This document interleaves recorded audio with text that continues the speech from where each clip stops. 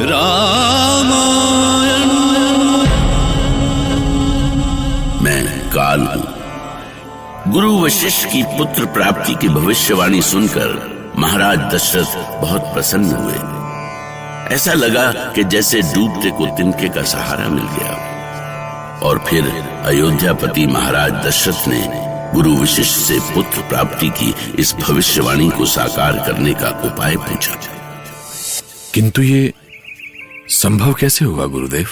महाराज, दंडकारण्य की सीमा में स्थित उत्तर कानन में एक महान ऋषि निवास करते हैं।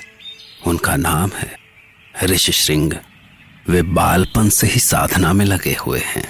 अब उनकी साधना पूर्ण हो चुकी है। उन्होंने यज्ञ की ऐसी विधियों की खोज की है जो असंभव को भी संभव कर सकती हैं। पर क्या वे हमारे लिए पुत्रेष्ठ यज्ञ करेंगे?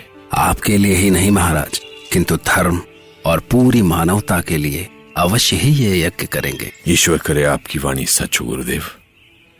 अयोध्या को उसका उत्तराधिकारी मिल सके। अवश्य महाराज, पर यह वाणी तो तभी सही सिद्ध होगी जब आप महर्षि श्रृंग से मिलने के लिए प्रस्थान करेंगे। सबको देते रहे जो सदा, आज वो झोली पसारे हैं। सबको देते रहे जो सदा, आज वो झोली पसारे हैं। पुत्र पाने की इच्छा लिए श्रृंग की कुटिया पधारे हैं। श्रृंग की कुटिया पधारे हैं।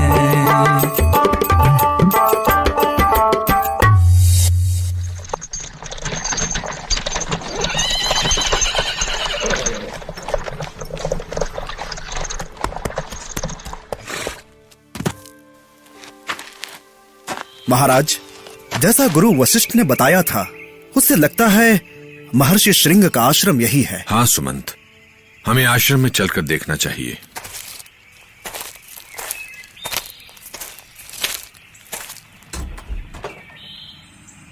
देखे महाराज, बरसों बरस की साधना से कैसा रूप हो गया है ऋषिवर का। शरीर पर चींटियों ने घर बना लिया है। सर के बाल तो जकड़कर सींग जैसे हो गए हैं। कैसा घोर तप किया है ऋषि श्रृंग ने। आगे बढ़िए महाराज, आपकी प्रार्थना अवश्य सफल होगी। महर्षि श्रृंग की जय। महर्षि श्रृंग की जय। दूर हो जाओ मेरी दृष्टि से, दूर हो जाओ, वरना मैं श्रृंग तुम सबको अपने श्राप से भस्म कर दूंगा। मेरी साधना भंग करके तुम सबने घोर अन्याय किया है। मैं तुम्हें कभी क्षमा नहीं कर सकता। क्षमा करें महर्षि, मुझे क्षमा करें। मैं याचक के रूप में आपके पास आया हूं। हम किसी की याचना पूरी नहीं करते।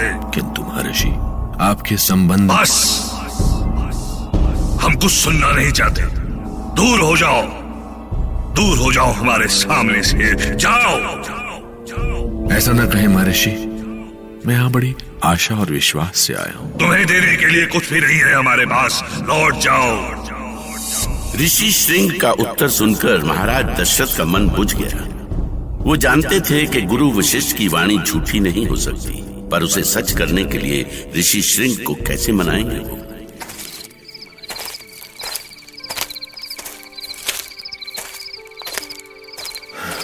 अब क्या करें महामंत्री सुमंत, कैसा दुर्भाग्य है हमारा। महाराज, मैंने सुना है कि ऋषि अपनी साधना में ऐसे डूबे रहे कि आज तक उन्होंने किसी स्त्री को नहीं देखा। सामाजिक जीवन की दुख, पीड़ा, माया, मोह उन्हें छू भी नहीं सके। फिर वो हमारी पीड़ा कैसे समझेंगे? इसीलिए हमें उनके मन में भावनाएं जगानी होंगी जिससे वो हमारा दुख समझ सके। पर ये कैसे होगा सुमंत, कैसे? महामंत्री सुमंत ने सुझाव तब दीनी, नृत्य गान विविध आयोजन महाराज ने कीनी।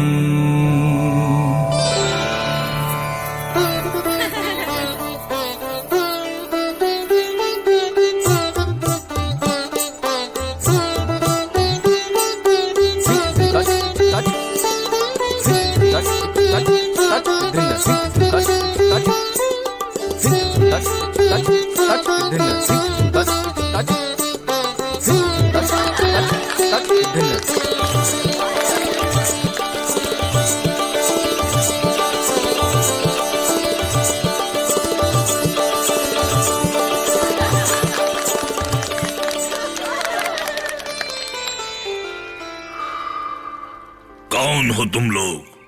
महर्षि, मैं अयोध्या नरेश दशरथ हूं और ये अप्सराएं हैं। आपको प्रसन्न करने के लिए हमने ये आयोजन किया है। आपके संबंध में गुरुदेव वशिष्ठ ने। मुनि वशिष्ठ? क्या उन्होंने भेजा है तुम्हें? हाँ महर्षि, उन्होंने हमें अयोध्या के उत्तराधिकारी के लिए आपसे प्रार्थना करने को कहा है।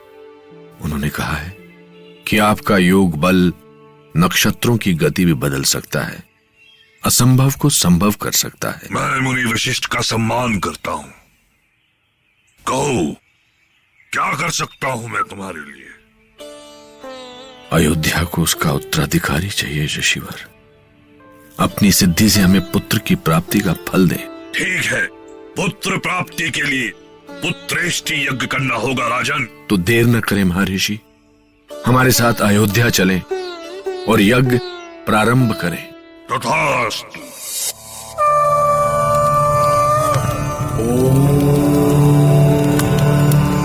स्वास्ति नाह इन्द्रो वृत्रश्रवा, स्वास्ति नाह पूषा विश्ववेदाः,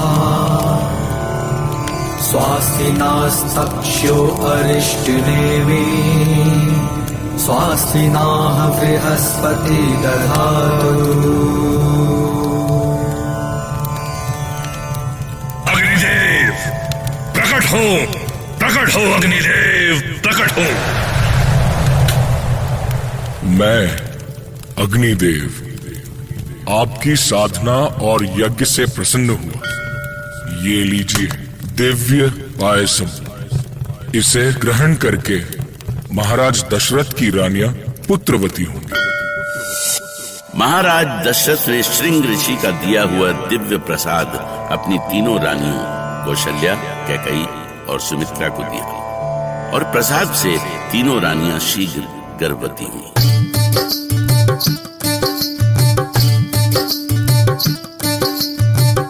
आवो रे आवो मेरे छोटे से लाला, तेरी किलकारी को तरसे है बाला। आवो रे आवो मेरे छोटे से लाला, तेरी किलकारी को तरसे है बाला। माता बुलावे पिता राह निहारे, कौशलपुरी की गलियां भी पुकारे। ठुमक ठुमक के पग तो बढ़ावो, पैरों की पैजनियां हमको सुनावो। आओ रे आओ मेरे छोटे से लाला, तेरी किलकारी को तरसे है बाला। आओ रे आओ मेरे छोटे से लाला, छोटे से लाला मोरे छोटे से लाला। भगवान विष्णु के लिए महारानी की भक्ति कुछ अधिक ही बढ़ गई है। जाने क्यों मुझे अपने होने वाले पुत्र में भगवान विष्णु की ही छवि दिखाई पड़ती है। ऐसा लगता है जैसे श्री हरि विष्णु स्वयं मेरी गोद में आने वाले हैं।